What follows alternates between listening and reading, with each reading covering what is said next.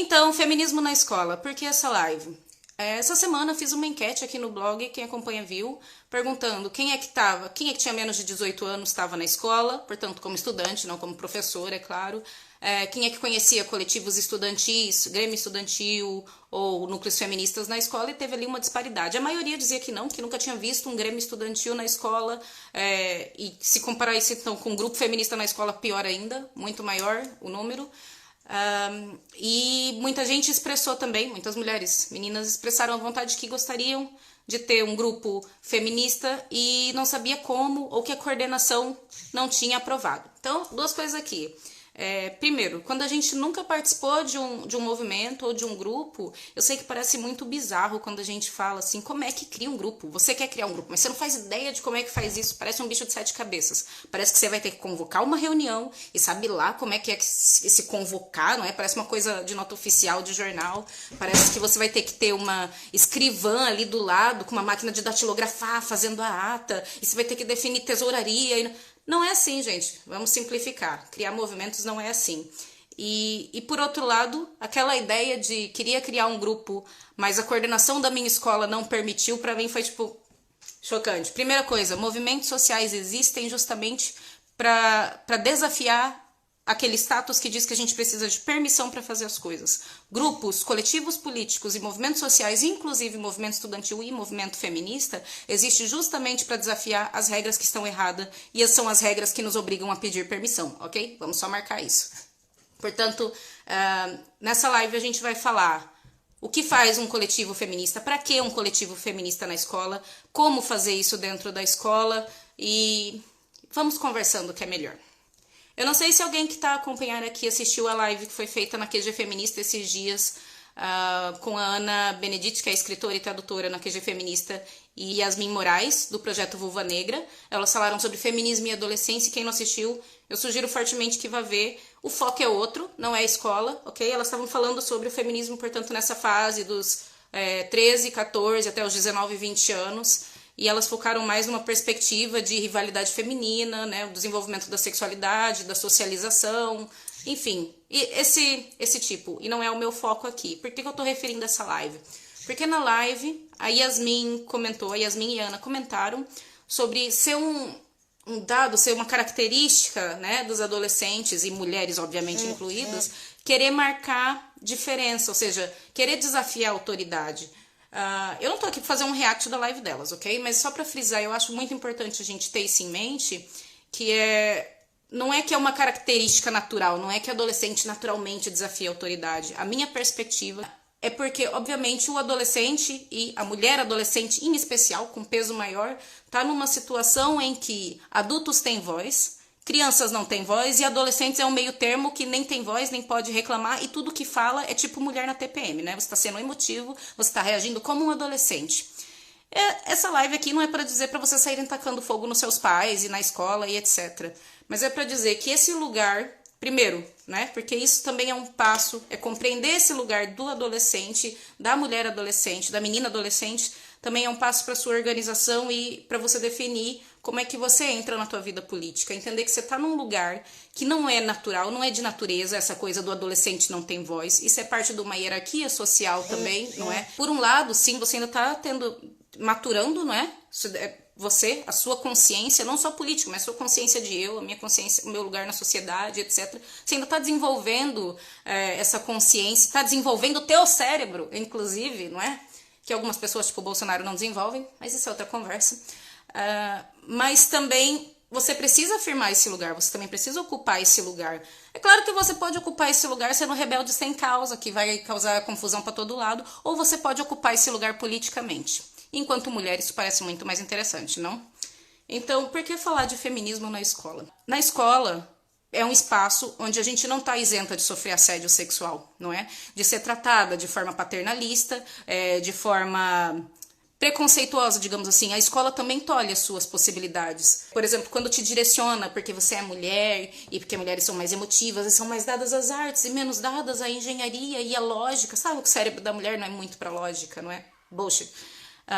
E isso também te encaminha nas suas possibilidades futuras. Isso também te direciona o teu futuro, direciona a tua linha, e isso é um dos aspectos que a escola óbvio, como uma instituição pública, uma instituição do Estado. Portanto, ela tem uma linha política, ela tem uma função política de formar mão de obra para a sociedade, de formar trabalhadores, e você é mais um peãozinho nesse tabuleiro de xadrez, e um peão que, por causa do teu sexo, tem um recorte muito específico, tem um papel muito específico a desenvolver, não é? Como reprodutora de mão de obra. E a escola reproduz a ideologia dominante também. E a ideologia dominante, digamos, que não é muito favorável para mulheres, não é? Como vocês já sabem. Portanto, quando a gente vê os manuais de estudo, hoje está mudando muito, mas os livros escolares também reproduzem esse apagamento das mulheres. Sabe aquela lógica da representatividade? Então, o que seria essa representatividade aqui? Eu detesto esse conceito, particularmente, porque a representatividade, por exemplo, ai meu Deus, incluíram uma mulher com deficiência no desfile de lingerie da Victoria's Secret. Representatividade não é você se ver numa posição em que o patriarcado sempre te colocou, hipersexualizada, objeto de observação dos homens, subalterna e etc. Agora a gente inclui todo tipo de mulheres nessa posição. Não, representatividade para mim, sabe o que seria, por exemplo? É nos manuais escolares a gente conseguir ver a história de luta das mulheres. A gente estuda na escola e parece que pelos livros de história, de sociologia, de filosofia, quem escreveu a história do mundo foram homens, né? As mulheres não estão lá. Você conta nos dedos quem são as mulheres filósofas no teu livro escolar. Você conta nos dedos. As mulheres, quando aparecem, elas são autoras de literatura, de romance, elas são romancistas, elas escrevem artigos. Mais uma vez, isso está começando a mudar agora, porque nós temos novas gerações de mulheres, né, que já são herdeiras da luta feminista, já são frutos, filhas da luta feminista, e elas começam a ser as novas profissionais, as novas educadoras que redigem esses livros escolares, né, que fazem a seleção do conteúdo dos novos livros escolares. Mas, obviamente, elas não são as únicas. Os homens ainda são maioria nos espaços de trabalho. E o que isso implica? Implica que a gente continua nessa queda de braço, nesse jogo de força do que é incluído e de quem dita a narrativa. E, maioritariamente, quem tem ditado a narrativa até aqui são homens. Então, a gente está na escola, além da gente ainda sofrer assédio na escola, né? Porque as pessoas não são diferentes em casa e são uma pessoa na casa e são uma pessoa no espaço público. Essa divisão de casa, público, privado, público, não existe, sabe? As pessoas são a mesma em todos os lugares, elas agem, adaptam seu comportamento, mas os valores, né, a ideologia são os mesmos. Portanto, um cara que bate na mulher em casa, que fala pra filha que filha minha não dá pra ninguém, filha minha vai dar depois de casar, que a filha minha não é vagabunda, ele não vai ser um bom professor na escola. Ele vai reproduzir isso na escola, ele vai ensinar levas e levas de alunos e alunas essa ideologia que ele carrega. Portanto, o nosso apagamento dessa representatividade, não é, da mulher como uma figura de luta, uma figura de resistência, uma figura que cria políticas e que é ativa na sociedade, não está presente nos manuais escolares. Então, essa é uma dimensão da luta dentro da escola, reivindicar a nossa história, não é? Conhecer a nossa história. Começar por aí, antes de você reivindicar, você tem que conhecer. Isso nos é negado dentro do espaço escolar e continua dentro do espaço acadêmico. Outras questões, como a gente sabe que no Brasil, gravidez na adolescência é mato, não é? Eu lembro do bairro onde eu vivia, em Cuiabá. Era muito comum meninas de 16 anos estar no segundo, terceiro filho. Essas meninas, mães ou não, têm direito de continuar a tua vivência política, sabe? Elas não devem ser tolhidas do espaço público por causa disso. E a escola normalmente não tem creche. A escola normalmente é um lugar onde mulheres e meninas que são mães, não têm possibilidade de levar seus filhos, não têm onde deixar seus filhos, e que isso implica uma evasão escolar, não é? As meninas acabam saindo da escola, deixando, e isso quase que define a existência dela pelos próximos 10, 20 anos, porque ela não tem uma estrutura para ser recebida, porque ela é culpabilizada dentro da escola, porque mesmo as amigas dela, não é, fazem essa coação moral em volta, as amigas e os rapazes, esse bullying, não é, contra ela, por ter sido essa vagabunda que fez o que todo mundo faz, sexo básico. Enfim, então, desde falar da estrutura escolar, né, como um espaço público, um espaço do Estado, e vocês, mesmo que menores de idade, são cidadãs que o Estado deveria cuidar, deveria prover, não é? Para quem o Estado deve. Vocês constroem o Estado, vocês são a futura mão de obra do Estado, vocês são as futuras construtoras do Estado, parlamentares do Estado, representantes do Estado. O Estado deve a vocês também, vocês constroem essa porcaria. Portanto, o Estado tem responsabilidades e deveres para com vocês, devem isso, vocês não estão exigindo a mais, Vocês estão pedindo o mínimo, sabe? É o básico, é o que já devia estar estabelecido. Eu nem sei porque que a gente está aqui lutando por essa porcaria. Aliás, eu sei, vocês também sabem. Portanto, desde o conteúdo que nos é ensinado na escola ou que não nos é ensinado na escola, né? O apagamento das mulheres, a falta de representação das mulheres como construtoras da sociedade, desde a estrutura. Pô, por que se ela tem, sabe? Se eu tenho um filho aos 16 anos, a escola tem que ser um espaço onde eu possa estudar sendo mãe. Não é? E a escola tem que ter esse espaço de acolhimento, desde casos de assédio, seja por parte de alunos ou de professores. Muitas mulheres, muitas meninas vivenciam assédio sexual, assédio moral, a discriminação de gênero, a discriminação sexual dentro da escola. A escola sendo um espaço que reproduz a ideologia que diminui, que marginaliza meninas que são lésbicas, por exemplo. Tudo isso são pautas que, desculpa contar isso pra vocês, mas ninguém, absolutamente ninguém vai levantar a bunda da cadeira para resolver se não forem vocês. Portanto, vocês têm aí umas tarefas pela frente.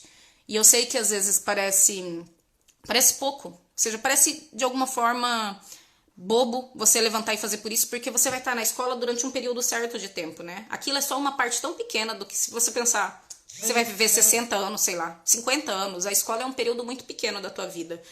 Mas a escola também vai definir muito dos anos posteriores da tua vida. Então você reivindica esse espaço, não só por você, mas pelas outras que virão. Portanto, se você já sabe tudo isso, tem tudo isso para fazer, né? Tem a questão da estrutura, tem a questão do conteúdo, tem a questão do assédio. Como é que se faz? Eu tava lembrando aqui de um caso do meu sobrinho. Ele tava contando que a namorada dele sofreu assédio sexual por parte do professor. E que ele ficou fulo da vida, mas que ele não podia, ela não queria denunciar, ela não queria comprar essa briga com a direção da escola, ela não queria entregar ao professor, porque ela imaginou que ela sairia prejudicada, porque ele era professor há muitos anos. Conversando com as amigas, ela percebeu que ela não foi a única, quase nunca é a única. Lembrem disso, se você já sofreu assédio na escola, provavelmente, quase certeza que você não é a única, especialmente se veio de um professor. Outras meninas já tinham sofrido assédio na mão dele, e ele nunca tinha sido denunciado, mas por medo elas não fizeram nada. Um grupo, as meninas individualmente, têm pouco poder para fazer sobre essa situação. Mas coletivamente, se vocês estão organizadas coletivamente, outras meninas estão contigo, você provavelmente se sente mais fortalecida, você se sente mais apoiada e inclusive mais corajosa até, digamos, né? Porque parece uma tarefa menos impossível quando você não está sozinha. Para levar essa denúncia adiante, para cobrar. Escuta aqui. Esse é um espaço público, esse professor é um representante do Estado, ou mesmo se for uma escola privada, esse professor é um representante da instituição escolar, eu tenho direito de estar aqui, educação é um direito meu, e eu não vou sair da escola para não sofrer assédio sexual. Então, esse cara, para fora. Portanto, a organização também ajuda a lidar com casos como esse, e são casos que vocês podem ajudar a intervir, não só por vocês, mas pelas outras que virão. Como fazer isso é a questão, então? Gente, não vai lá na coordenação da escola pedir, olha, vou organizar um grupo feminista na escola. Posso? Não, não vá pedir permissão. Até porque você não precisa reportar. Os grupos coletivos feministas não são associações legais. Você não vai ter que ir lá abrir um CNPJ e fazer um registro jurídico para começar, ok? Um movimento social é um movimento, são pessoas que se movimentam por alguma coisa, não é? Ativismo é agir. Então, não conheço nenhum grupo, nenhum núcleo, nenhum coletivo político, um partido político que não tenha surgido de um grupo de pessoas que sentou para conversar e decidiu que algo precisava ser feito. E é isso que vocês precisam, tão somente isso, o básico do básico, para começar a se organizar na escola. Se existe um grêmio estudantil na tua escola, já existe um núcleo estudantil e você não sente que ainda está pronta, que você tem as ferramentas e as informações necessárias para começar a organizar sozinha politicamente dentro da sua escola, eu recomendo que você entre para o núcleo estudantil e para o grêmio estudantil, mesmo que seja um espaço que você acha uma porcaria, que você acha as pessoas um pé no saco e que você até acha que eles não fazem porra nenhuma, entre para ver como é que funciona, para ver como eles se organizam, veja como é que é a prática, veja o que eles fazem, como é que eles atuam. Isso vai te dar informações organizacionais. Isso é uma ferramenta muito útil para você organizar pelos seus interesses e o interesse da sua classe. Sua classe, e quando eu digo classe, estou falando você enquanto menina, você enquanto mulher, você do sexo feminino. Estou falando da sua turma, ok? Mas se não existe um grêmio estudantil, Não existe um núcleo estudantil, o que é que você faz? Forma o primeiro, não é um bicho de 7 cabeças.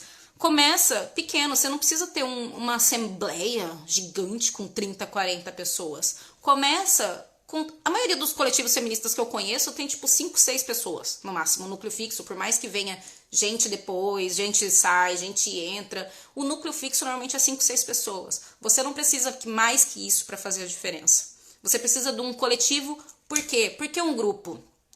Como eu disse, uma pessoa sozinha não só se sente ameaçada pela estrutura, que parece uma coisa muito maior que a ultrapassa, mas porque um coletivo passa outra respeitabilidade social, digamos. Você já não está falando só por si, já não é sua palavra contra a palavra de um professor. Percebe? É um grupo que se reuniu, é um grupo que se deu o trabalho de estudar, por exemplo, um exemplo, ok? Não se fiquem por aí. O estatuto da escola, de ver que aquilo estava errado, e é um grupo que se organizou para falar com a direção e dizer, olha, isso aqui está errado. Não vamos aceitar, está errado. Vamos organizar uma reunião, vou chamar uma reunião com a associação de pais, a gente vai organizar uma assembleia com os estudantes. Precisa começar por algum lado.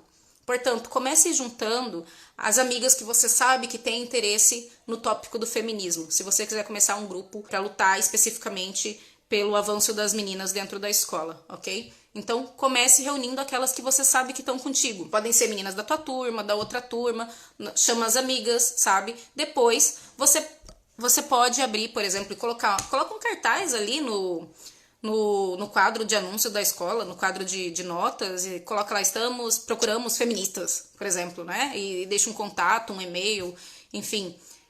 Primeiro você precisa ver com quem pode contar. E quando eu digo com quem pode contar, esquece a porcaria das redes sociais, esquece grupo do WhatsApp. Grupo do WhatsApp não é o seu primeiro passo de se organizar, ok? Redes sociais não é o primeiro lugar de se organizar. É muito fácil as pessoas se comprometerem quando isso não envolve presença física, tempo e esforço, e esse grupo vai morrer. O encontro físico, né, cara a cara, é muito importante para dar união para o grupo e para vocês terem certeza que estão todas dispostas a se comprometer e a levar isso para frente. A Ana Beatriz acabou de escrever aqui que as meninas da escola nunca deram ouvidos para teoria radical.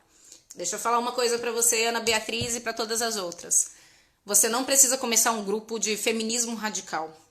Esquece, se o rótulo é um empecilho para tua luta e para tua organização, joga o rótulo na lata de lixo. Não é importante. O importante pra gente é que faça sentido na vida e que avance as nossas pautas. Tem muitas mulheres que, se eu falo assim, porque eu sou uma feminista radical, elas vão imaginar que eu sou tipo aquelas mulheres do Fêmen, sabe? Que sai por aí queimando crucifixo, enfim. Eu acho que eu vou sair matando homens e organizando guerrilha armada. Queria. Não matar os homens. Talvez. Brincadeira. Mas se eu falo da teoria radical como ela é, elas concordam. Sabe por quê? Porque faz sentido. O teste da teoria é a veracidade na nossa vida, é a aplicabilidade na prática. E se elas se reconhecem, elas se veem nessa opressão, elas se veem nesse teorizar, elas se reconhecem quando eu falo do controle sobre o nosso corpo, da falta de informação do nosso corpo, elas se reconhecem quando eu falo da exclusão dos espaços, seja porque não tem creche na universidade ou porque não tem creche e apoio na escola quando ela vira mãe. Ou porque ela foi obrigada a sair da escola porque um filho de um cabrão vazou um nude dela, sabe? Ou porque fez pornografia de vingança e ela teve que mudar de escola porque não aguentava a pressão social. Você não é obrigada a lidar com essas coisas sozinha. Isso é um problema político, não é um problema individual. Portanto, quando eu falo de temas que são relevantes para a vida das mulheres, eu não preciso nem chamar isso de feminismo. Elas se identificam e se organizam. Ninguém se mobiliza por pautas que sente que não afeta, sabe? Se você não se vê como uma pessoa discriminada, ela não vai se organizar. Ela não vai lutar por algo que não afeta. Deixa rótulos de lado, começa com coletivo estudantil feminista, coletivo estudantil de mulheres, que seja. Mas comece agregando esse grupo. Junte um grupo, procure quem são as pessoas que estão interessadas. E depois? E o próximo passo? Depois de achar as pessoas?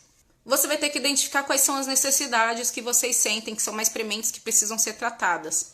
Por exemplo, se você identifica que vocês sentem necessidade de falar sobre um assunto, algo que está acontecendo na escola e ninguém fala sobre isso, então o grupo pode ser, por exemplo, uma das ações do grupo pode ser fornecer esse espaço para as meninas falarem sobre isso. Por exemplo, lá um grupo, você conseguiu juntar 5 amigas, formar ali o coletivo estudantil da escola de Simone de Beauvoir Felisberta. Primeiro evento público, né? vocês podem fazer um debate sobre assédio sexual na escola e chamar outras meninas de outras salas para participar e explicar e falarem, simplesmente falarem, né, sobre as experiências dela, porque quando você traz aqui para fora, você começa a perceber que isso é transversal, que isso não é um problema da fulana, da ciclana, da Joaquina e da Teresa, isso é um problema transversal que muitas outras sofreram, e assim elas vão reconhecer a necessidade de agir sobre esse tema, ok? Se vocês sentem, por exemplo, que existe, ou sentem não, se vocês sabem, por exemplo, que existe um professor que já assediou muitas alunas, pode ser uma das ações que vocês vão fazer publicamente. Fazer um abaixo-assinado sobre esse professor, vai lá escrever uma cartinha. Ah, eu não sei como é que faz isso.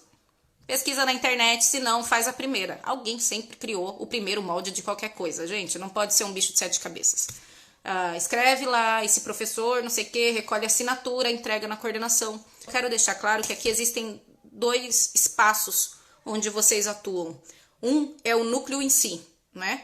Vocês vão juntar as pessoas, vão juntar as meninas, vão se reunir, vão definir o que é que vocês querem fazer com esse núcleo. Vocês querem criar debates na escola? Vocês querem fazer ações de inclusão para meninas na escola? Vocês querem intervir junto à coordenação? Vocês querem reivindicar direitos dentro da escola pela falta que a estrutura faz?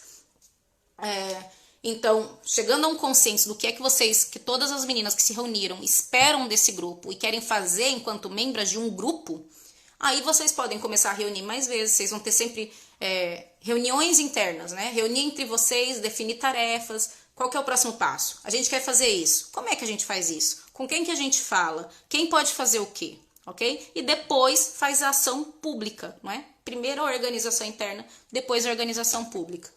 E se isso parece muita coisa, eu vou falar uma coisa que é tão basiquinha, mas cortava tanto trabalho se a gente já tivesse noção disso antes. Cortava trabalho para mim se eu tivesse noção disso antes. Vocês não são a primeira a organizar um grupo. Não importa que é o primeiro grupo da tua escola. De certeza que alguém já pensou nisso em outro canto do Brasil, em outro canto do mundo. Que existe um grupo de outro tipo, mas que também é um grupo coletivo, é um coletivo feminista na tua cidade.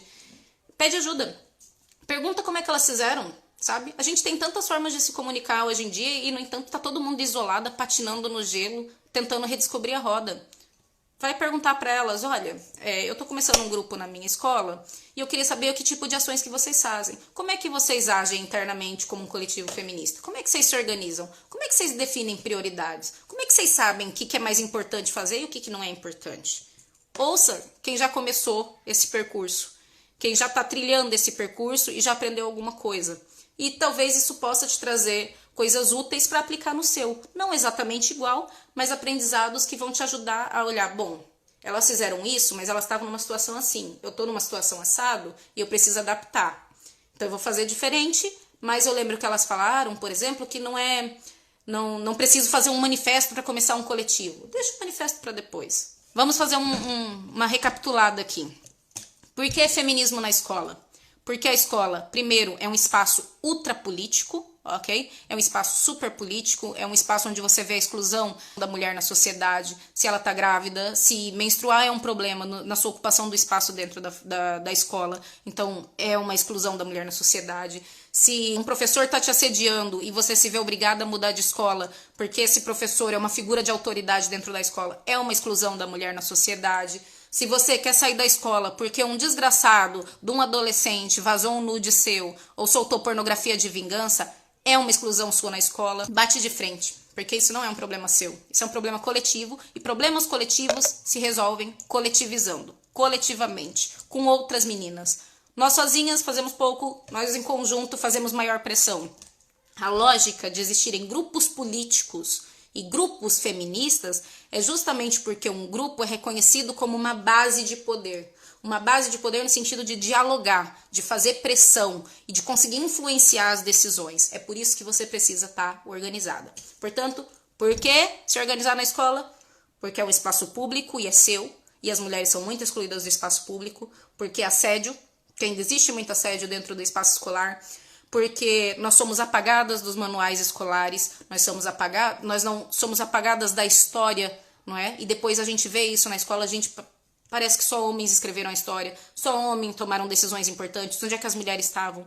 Por tudo isso, porque a estrutura da escola te prejudica, porque ela é pensada para meninos, ela é pensada para homens, ela é pensada por homens, ela é pensada para privilegiar e proteger homens. Se tudo isso faz sentido na tua realidade, esses são ótimos motivos para se organizar. E como se organizar na escola? Junta as amigas. Não tem outra forma de começar. Para você se coletivizar, você precisa primeiro juntar pessoas. Você não precisa falar, eu sou uma feminista radical procurando outras feministas radicais. Esquece, estratégia política. Se isso te queima, joga de lado, ok? O importante é juntar pessoas que estão dispostas a agir na mesma causa que você. Chame elas, se fizer sentido na realidade delas, elas vão se juntar. Tão simples quanto isso. Um último conselho, só para finalizar a live. Lembra que eu falei no comecinho que a escola, como uma instituição política, reproduz a ideologia do Estado, e o Estado que é capitalista, o Estado que é masculino, o Estado que é racista, tudo, não é? Tudo que isso implica. Uma das coisas que a gente aprende na escola é aquela merda de lógica da meritocracia do capitalismo, sabe? De você focar no seu sucesso individual, que você vai vencer na vida para você sair dessa condição de merda, de ser da classe trabalhadora, de ser mulher. Pois é, essa ideologia que a gente recebe tão forte dentro da escola, através dos testes, através das provas, através dos ensinamentos, e que também recebemos fora da escola, muitas vezes nos dá uma orientação má, por exemplo, quando a gente vai definir, eu quero ir para a faculdade, o que eu vou fazer na faculdade? Eu vou fazer aquilo que me dá dinheiro, porque eu cansei de ser pobre, ninguém gosta de ser pobre, é uma porcaria ser pobre, não é? Cansei de ser pobre. Isso eu diria que assim é um dos trunfos maiores dessa porcaria desse sistema, dessa porcaria da sociedade de dominação masculina, racista, capitalista, que eles nos convencem que aquilo que a gente faz na escola e na faculdade é simplesmente para o nosso sucesso individual, é para conseguir dinheiro. Não é. Se você está na dúvida do curso que você vai fazer quando você sair daí, porque a universidade é uma extensão da escola, ok? A luta que você começou aqui, você vai continuar lá de certeza em níveis muito diferentes. E você vai continuar quando você sair da faculdade também em outras dimensões diferentes, mais uma vez. A gente nunca para isso. A luta nunca para e nunca acaba.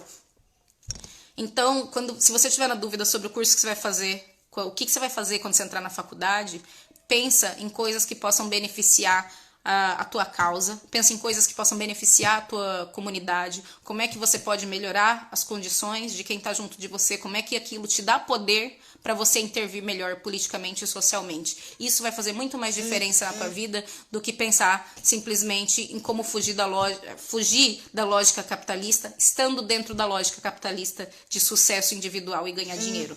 Espero que vocês tenham gostado da live. Eu organizei um livro sobre organização feminista. Cliquem lá, é um PDF que está no Drive. Leiam, o livro tem conhecimentos de décadas de ativismo feminista, vai ajudar vocês a se organizarem, a tirar dúvidas. Mas, sobretudo, o nosso primeiro apoio político, social, público, de classe, enquanto mulher ou enquanto classe trabalhadora, é o contato. É o apoio que a gente tem uma de cada um. Portanto, comuniquem, perguntem. Tão simples quanto isso. Perguntem.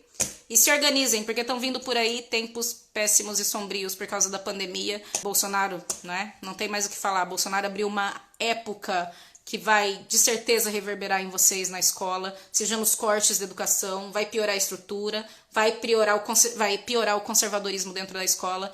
Vocês não estejam isolados, porque vem aí tempos muito sombrios. Estejam coletivizadas, estejam organizadas, ok? Isso é um aprendizado que ninguém tira de vocês. Um beijinho, tchau!